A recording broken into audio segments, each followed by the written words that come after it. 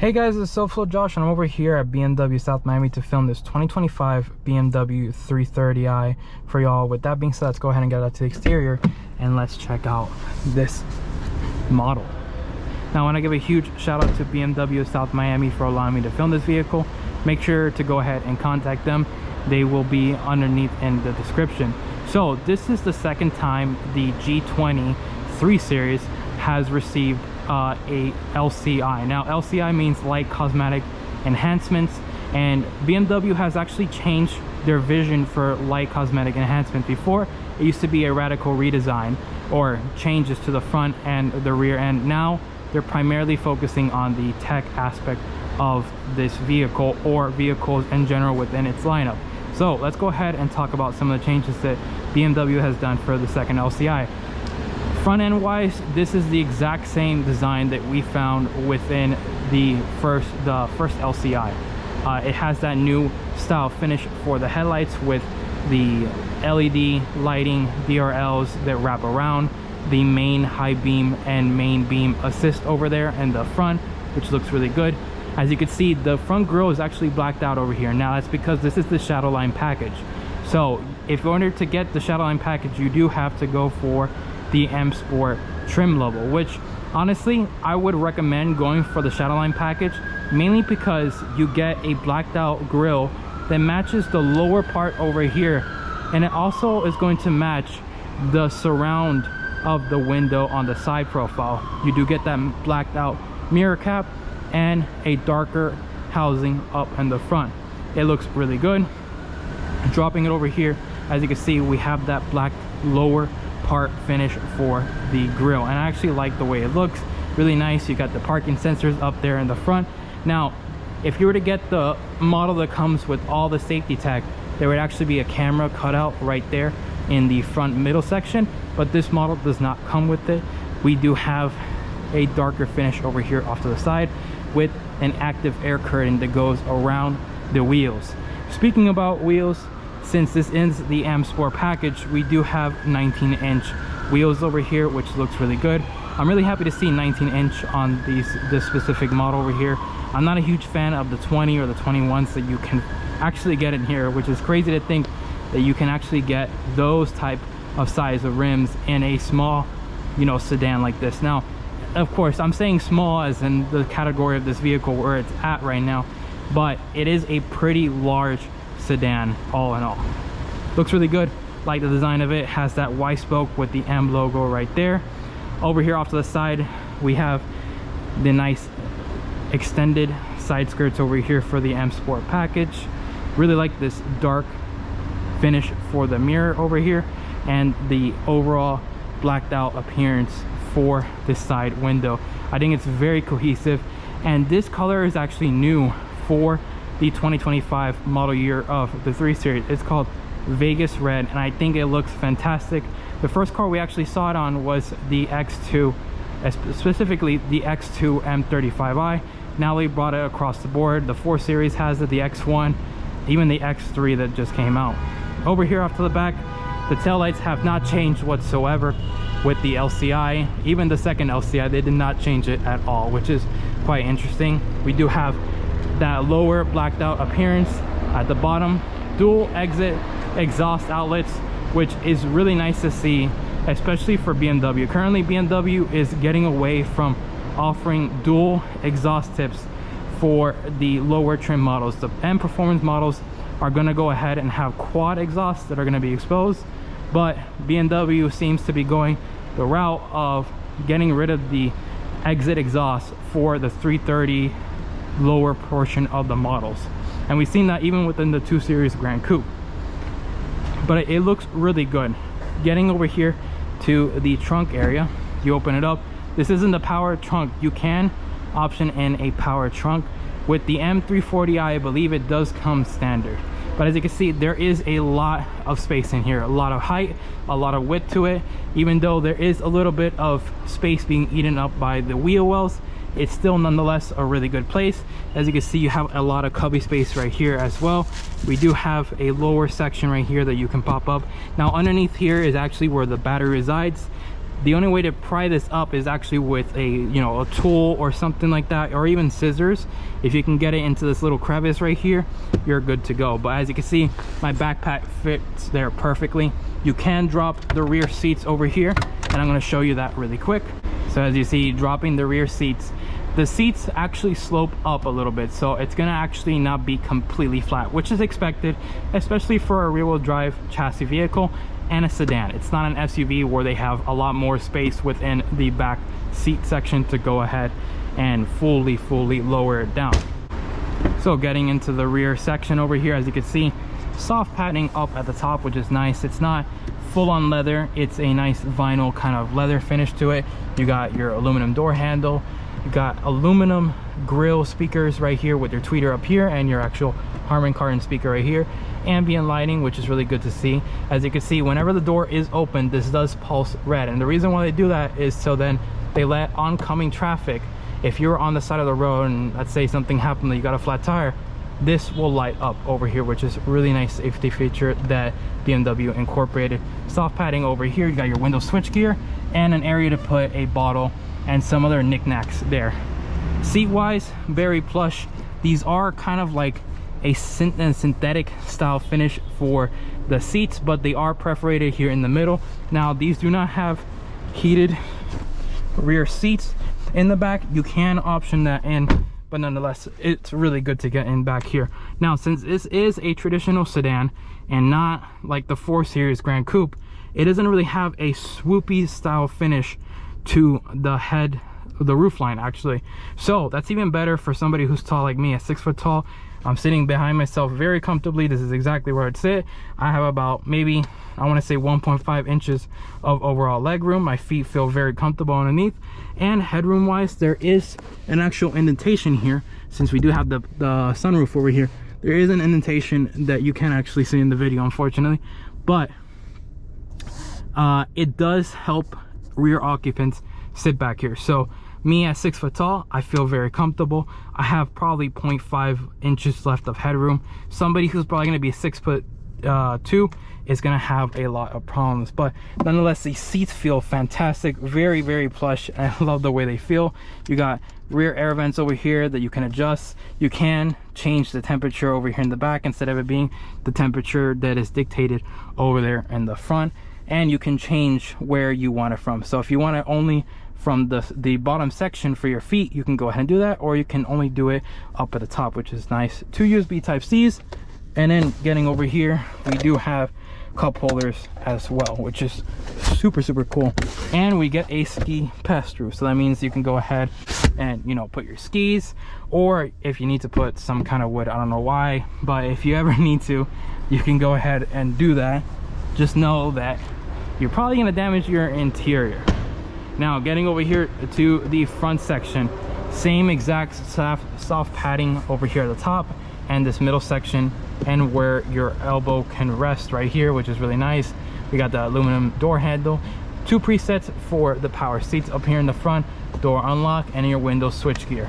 Got that same ambient lighting that goes over here, flashes red for oncoming traffic, and this very nice aluminum trim.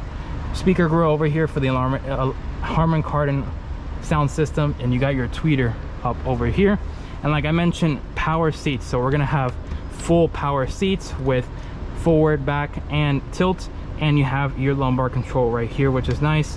With this M Sport package right here that we have the nice door sill finish in M, but it doesn't glow like you would find in the full-fledged M models. So getting over here into the front seat, these seats feel really nice. They have stitching all across, and like I said, it's kind of like a faux leather. It's more of like recycled material, but it feels really good. I like the overall way it feels, especially on the upper side sections and where your legs are, your thighs. Steering wheel wise, that's what I was telling you about. Completely new for the 2025 model year. We have an all new steering wheel design. This one mimics that of what you would find in the LCI version of the M4 and M3. So it has this nice finish, which is kind of like a 3-dimensional design over here at the top. You got your nice little cutouts, M logo right there, the airbag system has actually changed the design of it. So instead of having that same, you know, leather stitching, they changed it to kind of like the material what you would find in the seats. The 993 feels great. And then you got your paddle shifters right back here. Now if you were to go for the full M's and the M performance model, this right here would actually be lit up in red for the 12 o'clock to let you know that your steering wheel is pointed straight, which is something from their M Sport division and racing in general. Now, one of the main things they changed for the trim level over here compared to that of the 24 model year was that they changed the vent design. Now, the vent design actually has ambient lighting that glows over here, which actually looks really good. And then they have this new vent design to it. So you're gonna be able to dictate the vent still. You can close it like that, twisting the little knob here, but it feels really nice. And then you have more venting up here at the top. So you're gonna have full cooling. Now, it's not as bad as what we found in the X5 when they did the LCI, which I was not a huge fan of. That was one of the things that I complained a lot about, but nonetheless, we still have these vents and it still does cool you. Now, for the hotkeys, all that has gone away. The only things we have are your volume control, your forward backtrack, you got your emergency light right there, and then you have your max front and rear defroster, which is good.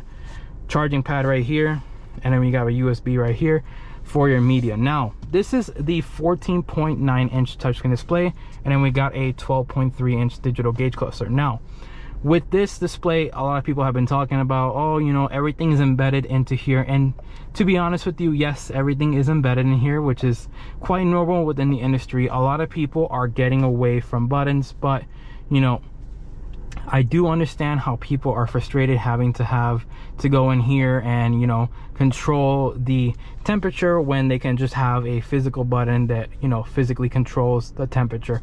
I totally get it. Now, do I think that they can do like a middle ground where they have it into the infotainment and also have a button? 100%. But, you know, that's just the current BMW way of doing things, and I don't actually see them changing it even for the NAUS class that it's going to be coming out in a few years. But as you can see, I have heated steering wheel, heated seats for both the driver and passenger.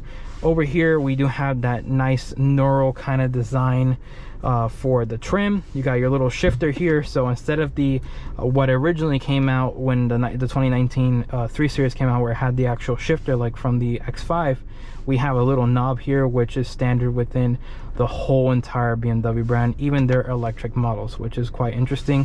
You have some traction control, you got your parking sensors, auto start stop, you got your actual start engine button, and then you have your drive modes right here with auto hold and emergency parking brake right there. This right here controls my bad, the infotainment. So if you want to, you can go ahead and zoom in and zoom out. You can also check up your notifications up here, or you can turn off your screen, as you can see right there. So it just blacks it out, which is actually really good if you think about it. When you're doing long road trips and you don't want so much ambient lighting coming from the screen that can strain your eyes, especially driving at night, that's a really safe feature, because all you need to do is know what's in front of you, and this is what's in front of you. You can get a heads-up display, but this model does not come with one. Getting over here, we do have a damped and lined bin over here, which is really nice. And then opening here, we got a USB Type-C with a little bit of lighting and some space to fit some snacks or anything else like that, which is really nice. But overall, feels really good in here. We got a sunroof over here, and you can fully open it, unlike the new X3 where it's a fixed glass. And you can actually even, oh no, you can't do it anymore. Before, you used to be able to bring it more back, but now they actually got rid of that, which is quite interesting. A little sad to see, because I like the fact that you can tilt it even more backwards instead of it being there. Let's go ahead and open up the engine bay, and let's talk about what's powering this model. So underneath the hood, we have a 2-liter turbocharged 4-cylinder. Now, this is not the B58, which is the inline 6 turbocharged engine. This is the B48. Now, this one produces 255 horsepower, 95 pound-feet of torque. Now, you can get it with this model like how it has, where it's rear-wheel drive, or you can get the X-Drive where it's completely all-wheel drive. And this does have a 48-volt model hybrid system. So that's going to be fantastic when you are driving this vehicle. But with that being said, let's go ahead and take this vehicle out for a drive. All right, so now we're down here in the main level. Let's go ahead and put it into drive, which is very straightforward. And let's take it down this road over here off to the side. So like I said, the power that we have underneath the hood is the 2.0 turbocharged 4-cylinder. Now, a lot of people usually typically go for the M340i, and honestly, that's a great car. I love it. I love the powertrain in the M340i. I've driven an M340i, and I think they're, you know, it's a fantastic vehicle all in all. But sometimes some people don't want to spend and cough up that much money for an engine that's underneath the hood, and so that's where the 330i comes in. This car is actually going to cost a lot less. Right now, this one over here that I'm test driving right now is currently at $52,680, which is really not that bad if you think about it. It's a pretty good price for the vehicle with the amount of amenities that this car comes standard with, if you think about it. Speaking about standard, for safety tech, this does come with the convenience package. So we're going to get blind spot detection, we're going to get front collision warning, as well as the parking sensors all around, like I said, that are completely standard. So there is some added safety features, but it's not the full sweep of safety situation all in all. But the car feels fantastic. The powertrain, I've driven the 330i throughout, you know, the 2019. I went to the BMW Ultimate Driving Experience back when the G20s finally hit the States, and I love that car. The power is great, the transmission is great. It's mated perfectly to this engine, and usually, you know, automakers don't give the full potential of the transmission when it comes to the lower trim levels. They typically leave that for the full performance level vehicles, and really happy to see that BMW continues to work on that and make sure that every single version that they have, whether it be a 330 or a 228i or anything like that, the transmission is mated perfectly to that engine specification, and it just delivers fantastic. Like I said, this one's a rear-wheel drive one, so it only powers the rear-wheel drive, but you can get the full x-drive one that, even though it is a full all-wheel drive vehicle, it does send most of the power to the rear wheel. So I think it's a 60-20 or 60-30 or some kind of split they have right there, but that's typically what a lot of automakers do whenever they have a vehicle that is rear wheel drive oriented. So we're gonna take it down over here to South Dixie. We're gonna actually test drive it a little bit, and we'll put it into sport mode really quick, put it into sport transmission as well. So that's gonna hold off the gears, and let's see how it goes.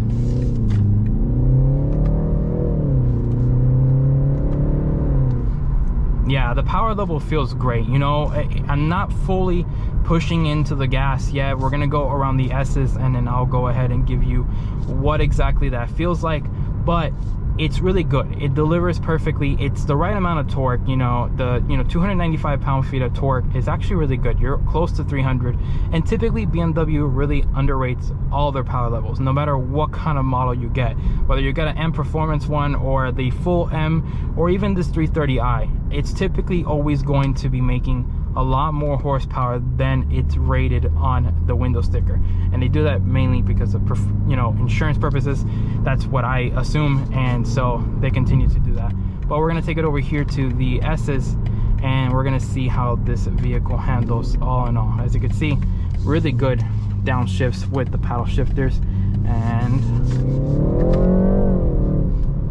really good. As you can see, it's just, it grips really well. Even though this is the rear-wheel drive version, you can still feel that level of confidence that you would expect from, you know, a BMW. BMW knows how to tune their vehicles no matter exactly which one you're going to get into, which is quite impressive, because usually, like I said, a lot of brands just don't care about their entry-level vehicles. They're just, oh, okay, those are just the commodity vehicles, they're meant for regulations. No, BMW gives you every single aspect of the higher trim levels in a lower trim vehicle, which I love. speaking about that, suspension wise, this feels great. Earlier I was going over those bumps and you can barely feel them. Even though they're very large bumps, you can barely feel how great, like how much intrusion it adds into the cabin. This does have full independent suspension at the rear and at the front, so just keep that in mind if you are going to be looking at this vehicle, which is actually a good thing. You don't want something that has a torsion beam where it's connected all across for the suspension. Horrible decision. I don't like cars that do that. But let's go ahead and go back upstairs and let's wrap up this video. All right, so we're now back up here. Let's go ahead and get out to the exterior and let me give you my final impressions of the 2025 330. Now, for me personally, I've driven almost every iteration of this generation for the 3 Series, and out of all of them, I feel like the enhancements that they've done for the 3 Series, all in all, has been fantastic. It's probably one of the best looking in its class right now compared to that of the Audi A4, which is no longer because they are A5s now, as well as the C-Class. I just think those cars don't really gravitate to me, and especially the aggressiveness that this offers. You have that nice kidney grille up in the front, which is the traditional hallmark of BMW. It has been a staple within the brand since its very early inception when they first came out. It's got that Bavarian look. You have the German essence into it, and it just works. The body lines across the side, especially in this Vegas red. I have to tell you, I'm not a huge fan of red, but this is the best red that I've seen on a German vehicle. Now, nobody of course competes against Mazda when it comes to the red, but for a German vehicle, this looks fantastic. Those body lines starting over from the front fender and just tapering off over here into the rear light design looks fantastic. I think it is the best design in its class, and space wise it feels so nice over here in the back. You don't feel claustrophobic like what you would find in the 4 Series with the Grand Coupe, and you still get that same exact tech that you get from the 4 Series over here and other BMWs. That new steering wheel is so much better to get in and out because of the flat bottom design rather than it being the full circular design. And powertrain wise, I know a lot of people like going for the B58. I get it. I love that engine 100%, but as a person who is thinking about the economic and what the cost is to own a vehicle with that engine, as well as gas prices, all in all, this is the best one to get right now, especially with the M Sport package. So with that being said, y'all, thank you so much. Make sure to like, comment, and subscribe, and I will see you guys in the next video. Peace.